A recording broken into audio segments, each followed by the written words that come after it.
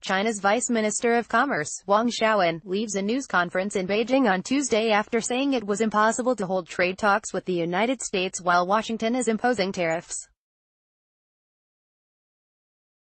Greg Baker, AFP, Getty Images, Beijing. The United States is holding a knife to our neck with its attempts to force China to give in to its demands to rectify trade imbalances, a top official here said Tuesday, a day after the two sides imposed another round of onerous tariffs on each other's products. With both Beijing and Washington holding their ground, the dispute between the world's two largest economies looks set to rumble on with no obvious end in sight. China is more than willing to resume talks with the United States, Vice Commerce Minister Wang Shouwen told reporters Tuesday. The door has opened for the resumption of trade consultations and negotiations, but to make the negotiations effective, they should be based on mutual respect and treating each other as equals, Wang said. But the U.S. has imposed such large trade restrictions, it is like they are holding a knife to our neck. A Chinese delegation had been expected in Washington this week for talks on resolving the trade dispute, but the visit was cancelled after President Trump last week announced tariffs on an additional $200 billion worth of Chinese goods, ranging from televisions to toys. That means that about half of the products that Americans buy from China now have an extra 10% duty added. Beijing responded by announcing it would impose tariffs of 5 to 10% on an additional $60 billion of American goods, from meat to liquefied natural gas. The new tariff regime took effect Monday, showing China had no intention of backing down. The state media was a chorus of defiance on Tuesday, portraying Washington as an unreasonable bully. If the Trump administration continues to stick to its unilateral and protectionist stance, and refuses to respect the fundamental norms of mutual respect and consultation, it would be difficult for the two sides to make substantial progress in any future trade talks, the China Daily said in an editorial. China would not give in, but nor would it retaliate infinitely, the Global Times said. China is a country that sticks to principle, the state-backed paper said in an editorial. This makes China strategically firm when facing pressure. Unprincipled compromise will only lead to worse scenarios. Many analysts here say that Trump has left Beijing with little room to maneuver. Announcing the latest round of tariffs, the president warned that he would slap duties on the remaining $267 billion worth of products that China exported to the United States if Beijing tried to retaliate. It's like saying, I'm going to hit you in the face, and if you fight back, I'm going to hit you some more, said Yu Yongding, a senior researcher at the Chinese Academy of Social Sciences. How can they expect Chinese diplomats to go to the United States to negotiate?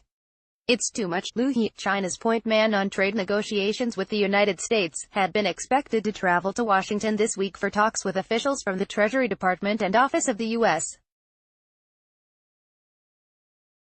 Trade Representative. However, the trip was scrapped as the war of words and tariffs escalated. Trump thought he could bully China into kowtowing to him.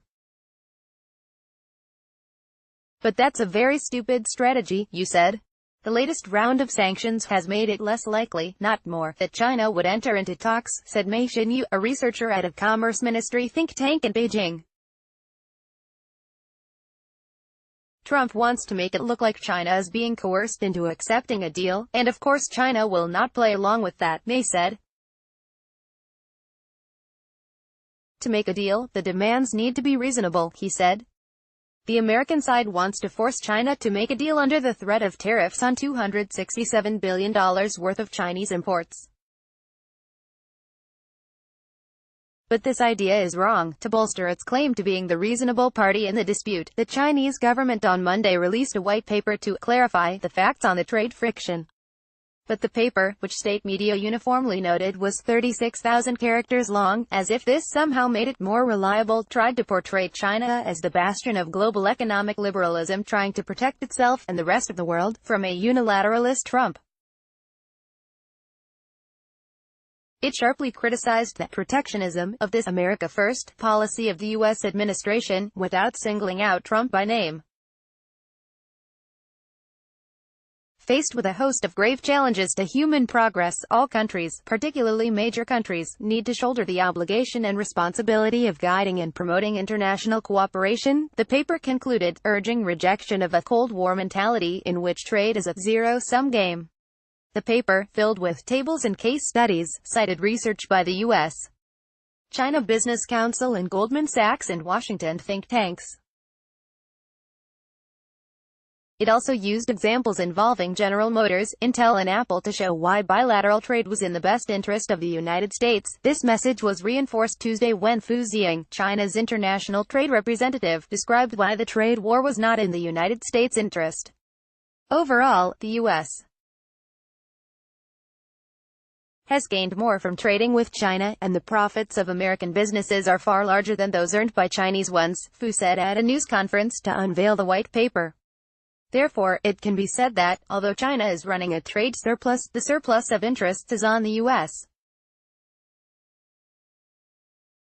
side, on specific objections to its trading practices, such as the charge that China forces foreign companies to hand over their technology, or simply steals it, as a condition for operating here. The white paper said that such transfers are voluntary, and were designed to maximize the company's interests. It portrayed China as diligently guarding foreign companies' intellectual property and upholding World Trade Organization rules. And in another apparent dig at Trump, it appealed to mature political leaders in the U.S. to come back to their senses and redress misguided behaviors, to put bilateral trade relations back on the right track. There are now signs that the trade war is spilling over into the military sphere, exacerbated by the sanctions that the United States imposed on China last week for buying combat aircraft and surface-to-air missiles from Russia. The Chinese government has denied the U.S. Navy permission for an amphibious assault ship, the USS Wasp, to make a port visit in Hong Kong next month, The Wall Street Journal reported Tuesday. This followed the last-minute cancellation of a meeting between two top naval officials that had been scheduled for Saturday. Chinese Vice ADM Shen Jinlong had been scheduled to attend the International Sea Power Symposium at the Naval War College in Rhode Island, where he was due to meet the American Chief of Naval Operations, ADM. John Richardson. We were informed that Vice ADM Shen Jinlong has been recalled to China and won't conduct a visit with ADM. Richardson, a Pentagon spokesman, Lieutenant Col. Dave Eastburn, said in a statement, officials from the Equipment Development Department of the Chinese Central Military Commission will be denied visas to travel to the United States and banned from the American financial system as punishment. This feeds into a Chinese narrative that the Trump administration's actions are not about trade but about thwarting the country's rise. Trying to keep China down would be like trying to go against the flow of history, said Fu, the Chinese trade official. The so-called strategy of containing China does not represent the direction of the development of human society, he told reporters Tuesday. If you look at history, war in all its forms, whether it be a trade war or a real war, comes with a huge price. It will be the people that will suffer in the end. Yang Liu contributed to this report.